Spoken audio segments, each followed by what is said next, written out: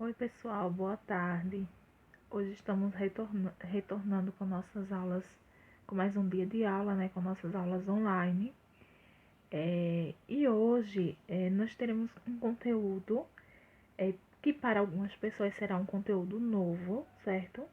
E para outras pessoas será apenas uma revisão. Mas eu peço que todo mundo preste bastante atenção no nosso conteúdo de hoje, certo?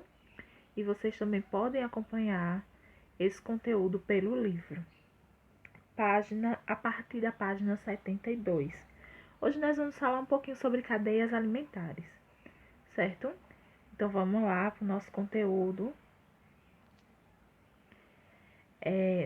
Na cadeia alimentar, né, nós estudamos sobre seres vivos, certo? Sobre micro-organismos, sobre alimentação, certo? E energia e cadeia alimentar. Ok, então hoje nós vamos ver um pouquinho sobre cada função. Seres vivos. Seres vivos são organismos formados por uma ou mais células. Possuem capacidade de reprodução e apresentam crescimento, metabolismo e resposta a estímulos. Então, o que é um ser vivo? Um ser vivo é aquele ser que ele nasce, ele cresce, ele reproduz e ele morre, certo? Desenvolve e morre. Então, o que é que acontece, né? Seres vivos são apenas os seres humanos? E aí, o que vocês acham? Respondam para si mesmos. O que vocês acham que são os seres vivos? São os seres humanos? Ser vivo é todo ser que tem vida, certo? Que tem um sistema de reprodução, um sistema vivo mesmo. Vejam só, o ser vivo é aquele que nasce, o ser vivo ele cresce, o ser vivo ele desenvolve, ele reproduz e ele morre. Ele tem um ciclo vital, certo? E aí, são apenas os seres humanos? Não, certo? Seres vivos são seres humanos, animais, plantas, certo? A planta ela não deixa de ser um ser vivo. Por quê? Porque a planta também tem esse sistema de ele tem esse desenvolvimento, certo? Então a planta ela é um ser vivo, sim, é um ser vivo muito importante, certo? Para os outros seres vivos. Por quê? Porque as plantas é o único ser vivo que consegue produzir o próprio alimento, certo? Então, além dela conseguir produzir seu próprio alimento, ela consegue produzir alimento para todos os seres vivos, certo? Então, nenhum ser vivo, a não ser as plantas, conseguem ter essa reprodução, produzir seu próprio alimento, certo? Micro-organismos. O que são os micro-organismos? São seres vivos de tamanho pequeno, cujas dimensões não permitem que sejam observados a olho nu pelo homem. Assim, eles podem ser visualizados ao microscópio. Então vocês podem observar que não são seres vivos, não são apenas seres humanos, animais e plantas, certo? Esses micro-organismos que se desenvolvem no corpo, no ser vivo, né, no corpo humano, no corpo dos animais, certo? São também seres vivos. As células, certo? Entre outros, existem vários e vários seres vivos, ok? Existem os micro-organismos que fazem bem e também existem os micro-organismos que fazem mal, certo? Vamos ver um pouquinho. Vírus são micro-organismos que não possuem células. Por isso, são considerados parasitas intracelulares. Os vírus só conseguem realizar suas atividades vitais dentro de outra célula viva. Alguns vírus são patogênicos e causam doença ao homem.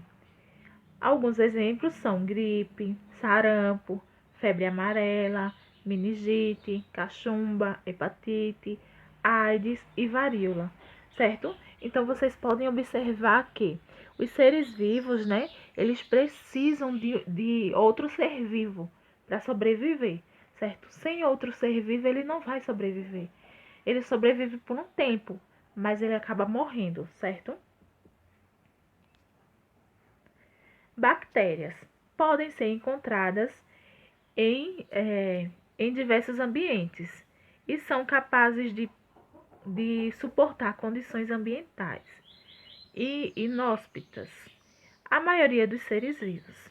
Algumas bactérias podem ser patogênicas e causam doenças como a cólera, difteria, febre tifoide, lepra, meningite e tuberculose, certo?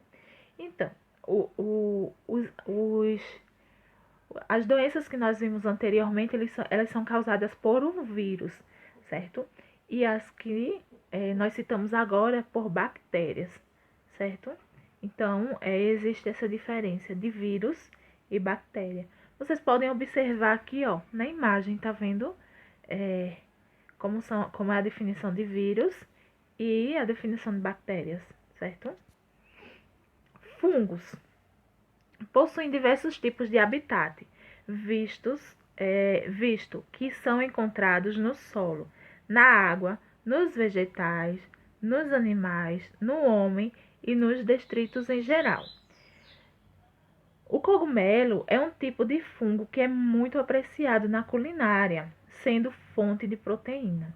Alguns fungos podem ser patogênicos. Entre as doenças relacionadas com fungos estão micose, sapinho e candidíase. Então, gente, diferente do vírus e da bactéria, né? O fungo, ele pode sim ser visualizado sem um microscópio, certo? Ele é uma planta, certo? Que nós podemos encontrar em lugares que são muito úmidos. Então, nós podemos encontrar esses fungos e eles também são fonte de alimento. Eles são alimento, certo? Muita gente consome os fungos e eles podem causar essas doenças de pele, certo? Que são micose, sapinhos e candidíase. Essas doenças, elas são doenças de pele, certo? Protozoários apresentam várias formas corporais e ocupam ambientes úmidos ou o interior de outros organismos. Alguns são parasitas, causadores de doenças. Entre as doenças causadas por protozoários estão ambíase, giardíase, malária e doença de Chagas, certo? Então, vocês podem observar que existem várias definições de seres vivos, né? Alguns são ruins, né? Que vivem no corpo humano, certo? E podem sim causar doenças, certo?